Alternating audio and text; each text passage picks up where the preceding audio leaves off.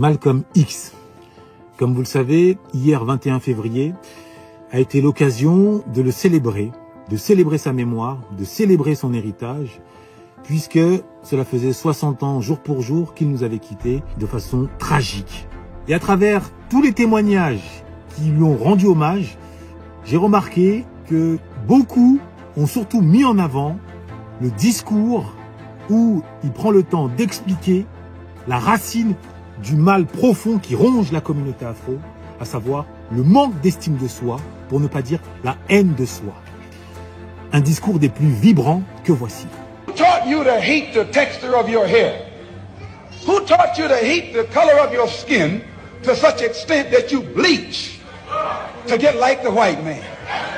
Who taught you to hate the shape of your nose and the shape of your lips? Who taught you to hate yourself from the top of your head to the soles of your feet? Who taught you to hate your own kind? Who taught you to hate the race that you belong to? So much so that you don't want to be around each other. Voilà, comme vous pouvez le constater, ce discours n'a pas pris une ride. Même si, aujourd'hui, nous devons avoir le courage de reconnaître qu'avec tous les moyens technologiques qui sont désormais à notre disposition, nous ne pouvons plus nous plaindre et accuser autrui de nous enfermer dans la haine de nous-mêmes, tellement nous pouvons prendre en charge la responsabilité de faire briller notre génie, de mettre en scène notre excellence, en mettant la lumière sur telle ou telle figure d'excellence. Et Dieu sait que nous n'en manquons pas. C'est précisément pour cette raison que si ce discours était tenu aujourd'hui tel quel, il aurait quelques relents victimaires. Ceci étant posé, j'ai noté un autre élément. Parmi tous les témoignages, parmi tous les hommages, parmi toutes les célébrations, rares sont celles et ceux qui ont mis l'accent sur ce qui constitue, à mes yeux, le principal et le plus important des héritages que nous a légué Malcolm X. Il s'agit de la clé qui lui a permis de passer du Malcolm Little, petit délinquant qu'il fut, au Malcolm X, l'esprit éclairé. Cette clé, c'est la lecture. C'est en se jetant à corps perdu dans la lecture qu'il a su transformer ses années d'incarcération en années d'élévation.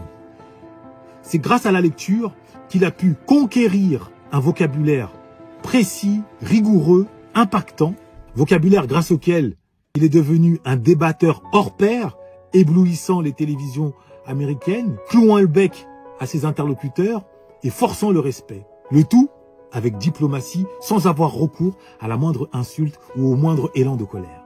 Donc c'est cet héritage que nous devons retenir. C'est la lecture qui a permis à Malcolm de devenir la meilleure version de lui-même, qui lui a permis de se libérer de l'identité ghetto, de l'identité impulsive, de l'identité d'autodestruction, de l'identité délinquante, pour devenir la meilleure version de lui-même, pour devenir l'homme éclairé, maître de ses nerfs, de ses émotions, pour devenir tout simplement un afro noble.